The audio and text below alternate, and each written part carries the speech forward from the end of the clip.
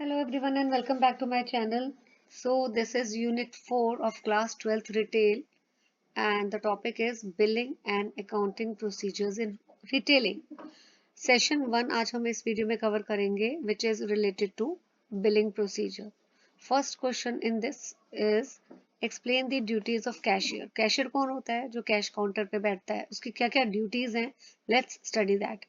So the cashier को ये चीज़ है, जब वो कैश काउंटर पे बैठता है उसको ड्यूटीज कुछ असाइन होती हैं, तो उसको ये ध्यान में रखना चाहिए उसकी रिस्पॉन्सिबिलिटीज क्या क्या हैं. फर्स्ट वन इज कि cash counter he should make ensure neat और टाइडी होना चाहिए, right. And he should also ensure कि जो कैश है या पॉइंट ऑफ सेल मशीन है वो प्रॉपरली वर्किंग कंडीशन में हो. ठीक है, कैश जहाँ पे कैश और point of sale machine, it should be in working condition. Then he should also check, cashier को चेक करना चाहिए कि जितनी भी टेलीफोन लाइंस हैं या ईडीसी मशीन्स हैं वो भी प्रॉपरली काम कर रही हैं. And he should also ensure कि जो स्टेशनरी है that is also available, right. एक नेक्स्ट पॉइंट है, ये भी नेक्स्ट है बेटा, to ensure returns are sent back. तो जितने भी रिटर्न्स कस्टमर ने किए हैं, जो रिटर्न्स हैं वो वापस भेज दिए हों. ठीक है, ईडीसी की फुल फॉर्म मैं अभी आपको बता रही थी. ईडीसी की फुल फॉर्म है, you can write down, it is not mention right in the book. तो अगर आपको 1 मार्क का पेपर में मतलब आता है कि ईडीसी की फुल फॉर्म लिखनी है तो it is electronic data capture. Electronic data capture EDC की फुल फॉर्म है, राइट. नाउ पीओएस सिस्टम के फीचर्स हैं. What are the key features of retail billing. तो रिटेल बिलिंग का सबसे पहला फीचर है कि एक्स्ट्रा डिटेल्स इन बिल. तो बिल जो है, जो भी हम कस्टमर को बिल देते हैं, इस सबसे मेन फीचर है कि उसमें अगर हमें ज़्यादा इंफॉर्मेशन मेंशन करनी है बिल पे, जैसे कस्टमर का एड्रेस मेंशन करना है, तो वो प्रोविजन होनी चाहिए. इससे क्या होता है कि जो रिटेल स्टोर है वो आइटम्स को करेक्ट प्लेस में डिलीवर कर पाएगा. अगर एक्स्ट्रा इन्फॉर्मेशन या एडिशनल इन्फॉर्मेशन बिल में मेंशन होती है कस्टमर का नेम के साथ उसका एड्रेस भी, तो it is possible for the store to deliver the goods at the customer place. Then easy product search. तो बिल या पीओएस सिस्टम का फीचर आप बोल सकते हो, वो उसमें ये प्रोविजन होना चाहिए कि अगर कोई प्रोडक्ट को फाइंड आउट करना है तो उस प्रोडक्ट को हम सर्च कर सकते हैं bye entering the name of the product, उसका कोड, बार कोड एक्सेट्रा. तो पीओएस सिस्टम में प्रोडक्ट सर्च का फीचर भी होना चाहिए. बार कोड स्कैनिंग. तो सॉफ्टवेयर ऐसा होना चाहिए कि it can read many types of bar code. तो बहुत तरह के बार कोड होते हैं, क्यूआर कोड, ईएन, यूपीसी. तो अगर बार कोड स्कैनिंग का प्रोविजन है तो बिल जो है वो क्विकली स्कैन हो जाता है. Then hold bill. कई बार क्या होता है कि कैशियर बिल बना रहा है लेकिन सडनली उसको रोकना पड़ता है, तो जिसको बोलते हैं होल्ड द बिल. ठीक है. सो ये प्रोविजन भी होना चाहिए पीओएस सिस्टम में कि जब भी हम दोबारा उस सिस्टम को ओपन करें, कंटिन्यू करें, तो वो पॉसिबल हो. ठीक है, one can open it again and continue. Then save scan documents.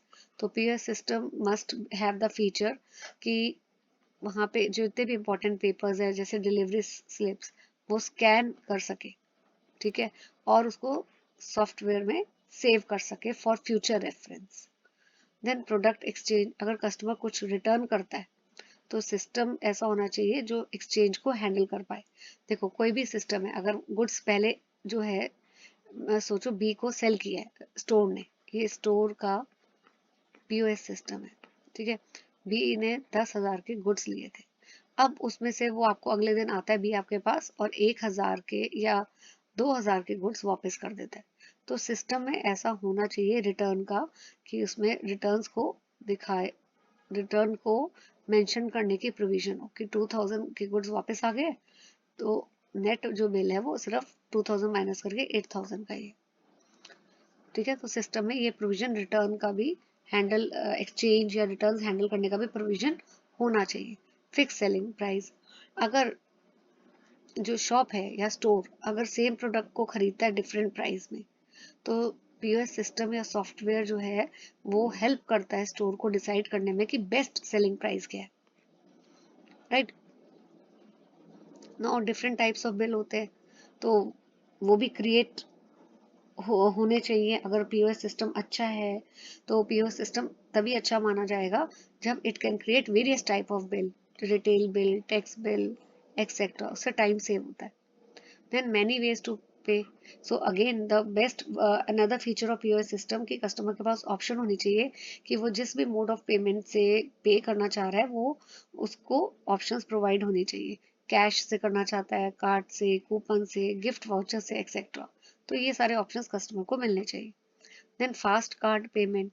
तो जो कस्टमर है, ठीक है, वो कार्ड से भी कई बार पेमेंट करता है, तो स्वाइप कार्ड जो मशीन है it should be connected to the software, तो कार्ड पेमेंट क्विकली हो जाती है। Then work without internet. कई बार इंटरनेट बीच में ही काम करना बंद कर देता है, बिल बन रहा है और इंटरनेट एकदम स्टॉप हो गया। लेकिन बिलिंग जो है, the good system POS system का ये फीचर होता है कि बिलिंग जो है वो तब भी कंटिन्यू करती है चाहे इंटरनेट जो है वो बीच में रुक जाए। तो सिस्टम जो है उसको ऑटोमेटिकली फिक्स कर देता है इस प्रॉब्लम को जब इंटरनेट वापस आता है, कनेक्शन वापस आता है। Then till management, end of the day software जिसको हम POS system, point of sale system जो है वो हेल्प करता है स्टोर को चेक करने में कितनी टोटल सेल्स हुई है, कितनी कैश कलेक्ट हुई है, कितना परचेज हुआ है etcetera. Then due bill payment. अगर कस्टमर का बिल अनपेड है तो सॉफ्टवेयर जो है या पीओएस सिस्टम ऐसा होना चाहिए जो अलाउ करे कि पेमेंट तो कस्टमर से बाद में कलेक्ट करी जा सके, राइट। Product code. तो स्टोर जो है वो प्रोडक्ट को सेव कर सकता है by company product code, supplier product code etcetera in one place. Benefits क्या है इफेक्टिव पीओएस सिस्टम के कि कस्टमर का वेटिंग टाइम कम होता है, राइट। सो पीओएस होता क्या है आपको मैं पहले वीडियोस में भी बता चुकी हूँ कि पॉइंट ऑफ सेल ये वो एरिया है जहाँ पे कस्टमर आके गुड्स की पेमेंट करता है अगर उसने गुड्स खरीदे हैं तो एरर्स कम होते हैं, राइट। इफेक्टिव अगर पीओएस सिस्टम है तो आप डिलीवरी का ट्रैक कर सकते हो etcetera. What are the solution highlights of billing. तो सबसे पहला है easy, fast and strong billing. तो बिलिंग जो है वो बहुत क्विक कैसे हो सकती है, कस्टमर को बहुत ज़्यादा बिल पे करने आ रहा है तो उसको टाइम ना लगे, तो कैशियर है उसको सिर्फ बार कोड को स्कैन करना है, ठीक है। अगर कोई ऐसी चीज़ है जैसे फ्रूट्स वेजिटेबल है और उसको वेट करने की ज़रूरत है तो सिस्टम जो है it should read it with the from the weighing machine, ठीक है। बिल ऑटोमेटिकली प्रिंट इमिडिएटली हो जाना चाहिए, राइट। और अगर बहुत लॉन्ग क्यू है, कस्टमर्स काफी लंबी लाइन लगी है कस्टमर्स की, तो कैशियर जो है they can hold the bill and continue another to serve customer faster. तो मेन ये है कि बिलिंग फास्ट होनी चाहिए ताकि कस्टमर्स को काफी वेट ना करना पड़े। Then reorder based on sale stock. तो स्टोर जो है उसमें कभी भी गुड्स कभी भी it will never be short अगर सॉफ्टवेयर पहले ही चेक कर देता है कि कितने पहले गुड्स परचेज किए थे, कितने सेल हो गए हैं। सपोज परचेज किए थे 100 गुड्स स्टोर ने और अब स्टोर ने उसमें से 850 सेल कर दिए, तो ये फिगर्स देख के सॉफ्टवेयर बता देगा कि अभी हार्डली सिर्फ 150 ही गुड्स पड़े हैं स्टोर के अंदर। तो पता लग जाता है कि अब स्टोर को और गुड्स खरीदने की ज़रूरत है ताकि कोई कस्टमर वहाँ पे खरीदने आता है, उसका ऑर्डर ज़्यादा है, तो स्टोर के पास वो स्टॉक गुड्स का हो। तो री ऑर्डर कितना करना है, दोबारा ऑर्डर गुड्स का कितना करना है, वो सॉफ्टवेयर हेल्प कर देता है। Then purchase formula and price level. Software में जो है जब भी कस्टमर खरीदता है गुड्स या कस्टमर अगर जब भी स्टोर खरीद रहा है गुड्स सप्लायर से, मैंने आपको बताया था ये स्टोर है, स्टोर को गुड्स कौन देता है, सप्लायर्स। और स्टोर आगे किसको गुड्स देता है, कस्टमर्स को। तो जब भी स्टोर सप्लायर से गुड्स खरीदता है, राइट, तो बहुत सारी चीज़ें होती हैं जैसे डिस्काउंट, टैक्सेस, ट्रांसपोर्ट चार्जेस, तो ये भी ऐड हो जाती है। तो store use the purchase formula, जो सारे रूल्स वन टाइम में ही सेट कर देता है। तो अगर परचेज फॉर्मूला होता है कि अगर इतने गुड्स खरीद रहे हैं डिस्काउंट इतना होगा 2%, तो उससे क्या हो जाता है, परचेज जो है इजी हो जाती है। Then effective day end process, end of the day store check करता है कि स्टाफ जो है, जो बिलिंग काउंटर पे बैठा है, क्या वो मनी को प्रॉपरली हैंडल कर रहा है। ठीक है, तो इससे क्या होता है, ये इंश्योर कर लिया जाता है कि अगर स्टाफ अगर प्रॉपरली हैंडल कर रहा है मनी को, right, and of the day में ज़रूर चेक किया जाता है। तो उससे क्या पता लगता है, कैश जो है एक्यूरेट है या शॉर्ट है या एक्स्ट्रा है। तो इससे ना चीटिंग का या मनी लॉस का चांसेस कम हो जाता है। Then repacking split and kit items, तो कई आइटम्स जो हैं वो बिग पैक्स में स्टोर खरीदता है और उसको स्मॉल पैकेट्स में फिर पैक किया जाता है। जैसे कि राइस, अगर बहुत बड़े बड़े राइस की, चावल की आप कह लो बोरी खरीदी है, लेकिन उसको 1 1 kg के पैक में स्टोर जो है सेल करने के लिए पैक कर देता है। तो सॉफ्टवेयर हेल्प करता है रीपैकिंग मैनेज करने में। सॉफ्टवेयर और क्या मैनेज करने में हेल्प करता है, आइटम्स को स्प्लिट करने में। किट आइटम्स के लिए, किट आइटम्स का मतलब क्या होता है, किट बनाना है। जैसे आप कॉम्बो बनाते हो, स्पोर्ट्स की आइटम लेने जाते हो, तो एक पूरी प्रॉपर किट मिलती है जिसमें बैट भी होता है, बॉल भी होता है, ग्लव्स भी होते हैं, कैप भी होती है। ठीक है, तो सॉफ्टवेयर जो है मैनेजर को हेल्प करता है in repacking, splitting the items and kit items. Home delivery and due bill, तो कस्टमर को अगर होम डिलीवरी चाहिए तो स्टोर को क्या बनाएगा, ड्यू बिल बनाएगा। यानी कि अभी कस्टमर ने पेमेंट नहीं की है, लेकिन जब भी गुड्स उसके प्लेस में डिलीवर हो जाएंगे, then at that time the customer will make the payment, right. तो बिल ऑर्डर, तो अभी बिल ऑर्डर कस्टमर अभी कर रहा है, लेकिन बिल की पेमेंट कब करेगा, जब गुड्स जो है उसके घर पे डिलीवर हो जाएंगे। Then next is credit card and coupon tracking. तो यहाँ पे ऑल कार्ड्स या कूपन जो ट्रांजेक्शन्स हैं उसको स्टोर ट्रैक कर सकता है। और ट्रैक करने से क्या क्या नॉलेज और इन्फॉर्मेशन मिलेगी कि कितने कूपन्स कलेक्ट हुए थे, ठीक है, और शॉप को कब मनी मिलती है कस्टमर से, कितनी डेबिट क्रेडिट कार्ड पेमेंट्स हुई हैं। स्वाइप कार्ड रीडर इंटीग्रेशन, तो अगर स्वाइप मशीन कनेक्ट होती है सॉफ्टवेयर से, तो कैशियर को बार बार टाइप नहीं करनी पड़ती कार्ड की डिटेल्स मैनुअली, राइट। पेमेंट जो है वो bill directly it goes into the bill. Then explain the key features of web reporter.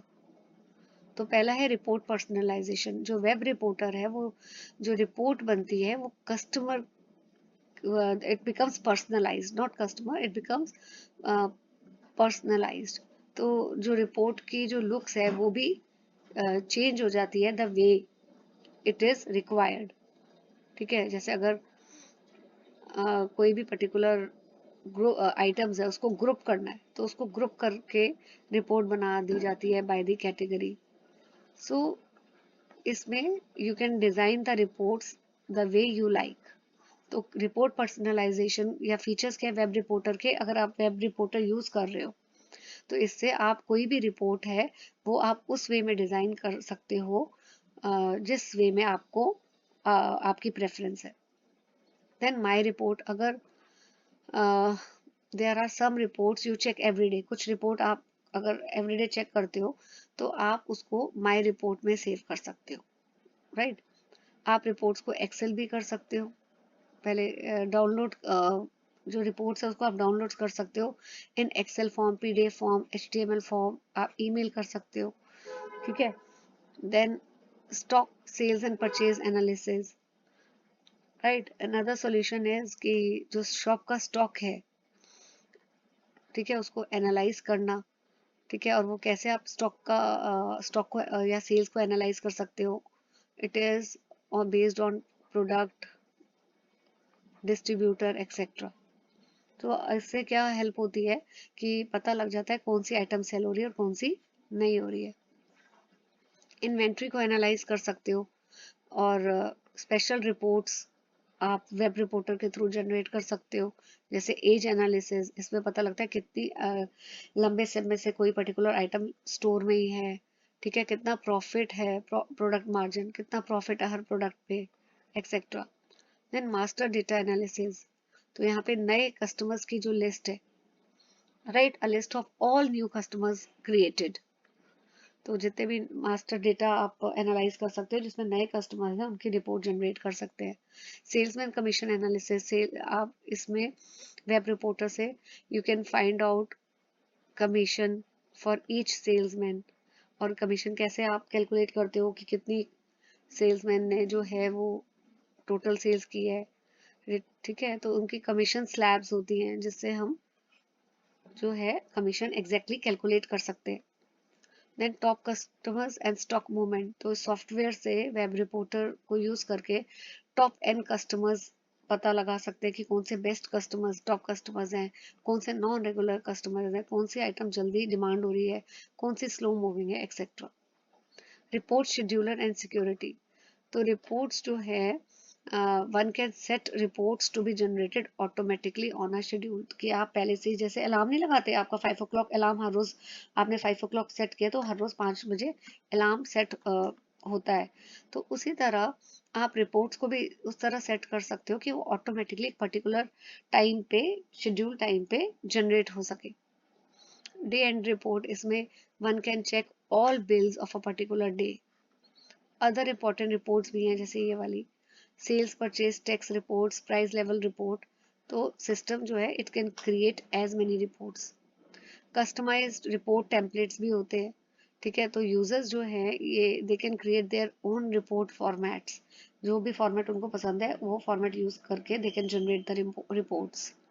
Now what is telecom billing और रिटेल बिलिंग, तो ये प्रोसेस टेलीकॉम कंपनीज यूज करती हैं ताकि वो कस्टमर्स के लिए बिल प्रिपेयर कर ले, जैसे एयरटेल, एयरटेल का आपका प्रीपेड का पोस्टपेड का बिल आता है ना, दैट इज टेलीकॉम बिलिंग। तो companies they make this bill for their customer, तो वो कैसे बनाती हैं बिल, वो देखती है कस्टमर ने कितनी कॉल्स की है, कितना एसएमएस भेजा है, कितना डेटा इंटरनेट डेटा यूज किया, etcetera.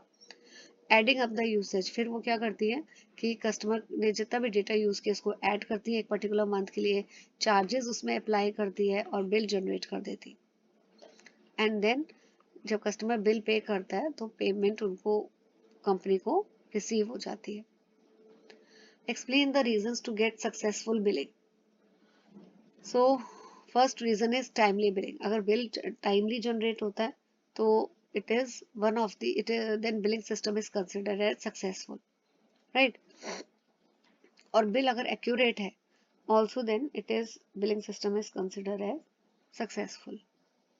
Then difference between retail and wholesale billing, retail billing बेटा होता है जो कंपनीज इंडिविजुअल कस्टमर को भेजती है, जैसे एयरटेल वाली कंपनी जो है आपको अगर बिल आपका भेज रही है दैट इज रिटेल बिलिंग।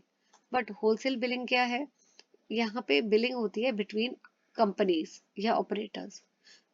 जैसे रिटेल में क्या है, कंपनी भेज रही है बिल कस्टमर्स को,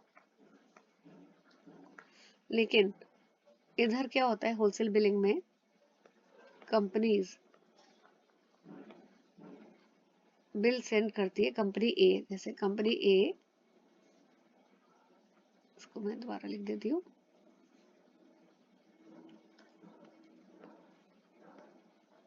कंपनी ए बिल सेंड करती है कंपनी बी को, right, okay, so that is wholesale billing. Now after this, can a retail system do wholesale billing, answer is yes. But एक चीज आपको ध्यान रखनी है, रिटेल तो होलसेल बिलिंग कर सकता है लेकिन wholesale system can not handle retail billing. Okay, after this is the next topic which I'll be covering in the next video. Till then, stay tuned to my channel.